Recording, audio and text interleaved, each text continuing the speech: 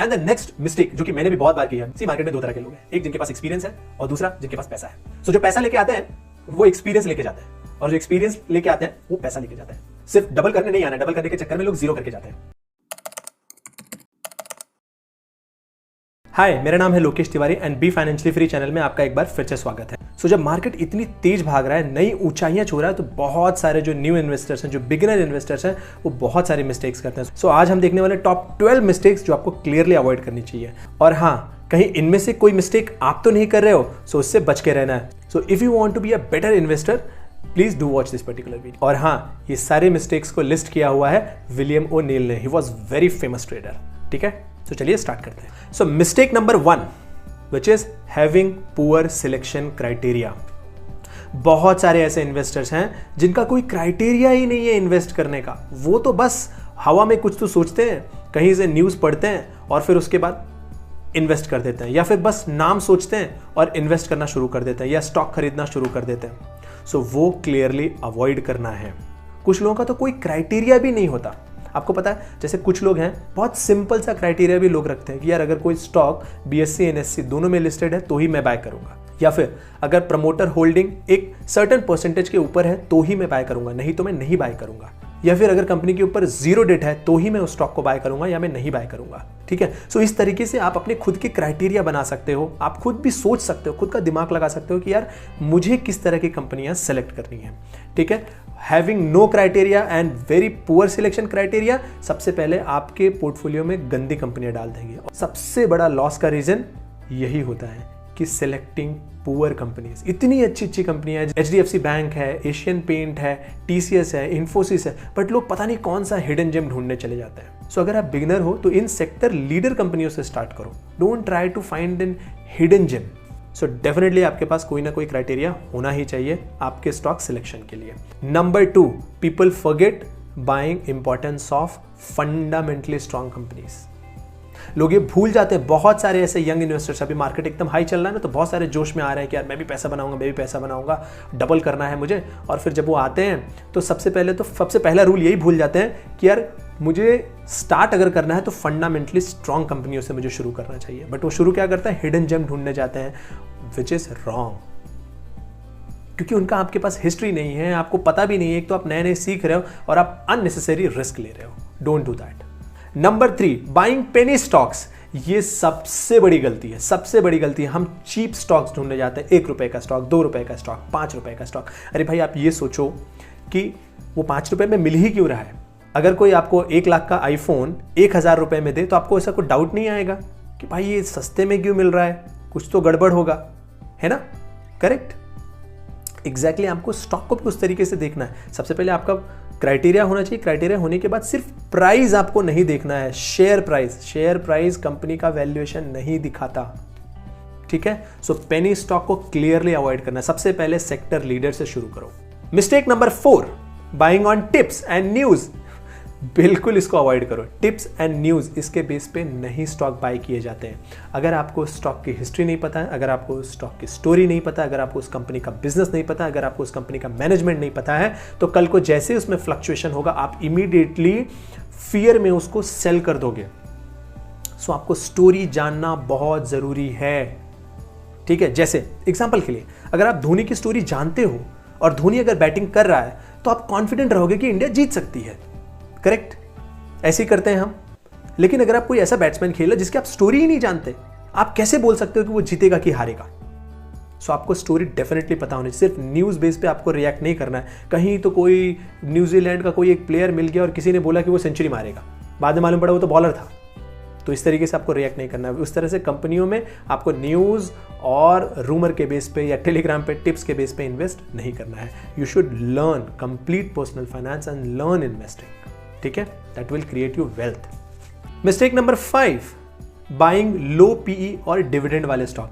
भाई सिर्फ PE नहीं देखना होता, पूरा बिजनेस देखना होता है, फ्यूचर प्रोस्पेक्ट्स देखना होता है। सो सिर्फ PE नहीं देखना होता। आपको बहुत सारी ऐसी कंपनियां मिल जाएंगी जिनके इतने लो PE हैं और डिविडेंड भी देते हैं वो, बट अगर आप कैपिटल गेन देखोगे, लॉन्ग टर्म का चार्ट देखोगे, लाइक वर्स्ट। सी, हम इन्वेस्टमेंट करने आते ही क्यों है मार्केट में? ताकि हमारा कैपिटल गेन हो। डिविडेंड, बोनस, स्प्लिट, बायबैक, ये सब साइड डिश है। मिल गई तो ठीक है, नहीं मिला दैट्स परफेक्टली फाइन, बट आपका कैपिटल गेन होना चाहिए। सो जो लो पी और डिविडेंड सिर्फ इन्हीं को देख के इन्वेस्ट नहीं किया जाता, ठीक है। 6th मिस्टेक, एक तो हम सिलेक्शन क्राइटेरिया में रॉन्ग करते हैं, उसके बाद अगर रॉन्ग कंपनी हमारे पोर्टफोलियो में आ गई तो उसको डाउन वे में भी एवरेज करते जाते हैं। That's a wrong thing. अगर कंपनी कंटिन्यूअसली फॉल हो रही है तो उसको एवरेज आउट करने से बचो, ठीक है। Wait for some time, wait for some time. अगर वो स्टेबल स्टेट में आती है, स्टेबल स्टेट में आने के बाद अगर आप एवरेज आउट करते हो, दैट्स ग्रेट। बट एक तो खराब कंपनी लो, उसके बाद उसको एवरेज आउट भी करो, मतलब आपका गुड मनी आप फिर से बैड कंपनी में डाल रहे हो। Avoid it. बहुत सारे लोगों ने ऐसा किया होगा, करेक्ट। एंड नेक्स्ट पॉइंट कि एक तो हम कोई खराब कंपनी ले लेते हैं कई बार, उसके बाद उसके लॉसेस को भी होल्ड करके बैठते हैं। It's like stubborn holding the losses, यार कभी तो ये कंपनी आगे बढ़ेगी, कुछ तो अच्छा होगा। नहीं भाई, अगर लॉसेस हो रहे हैं कंटिन्यूअसली, आपका गुड कैपिटल बैड कंपनी में जा चुका है और आपको भी पता लग चुका है कि कंपनी बैड है, कुछ मुझे दिख नहीं रहा है इसका फ्यूचर, मुझे कुछ समझ में नहीं आ रहा है, मुझे बिजनेस ही नहीं पता है इसका, close that company, close that company. You don't know what is happening with that company. And point number 8 कि जब भी आप इन्वेस्टमेंट करते हो तो ऑब्जेक्टिव बेस होना चाहिए। हम हमेशा ऑब्जेक्टिव को ओवरलुक कर देते हैं। क्या फर्क पड़ता है, बस पैसा आने दो, पैसा आने दो। ऐसे नहीं होता।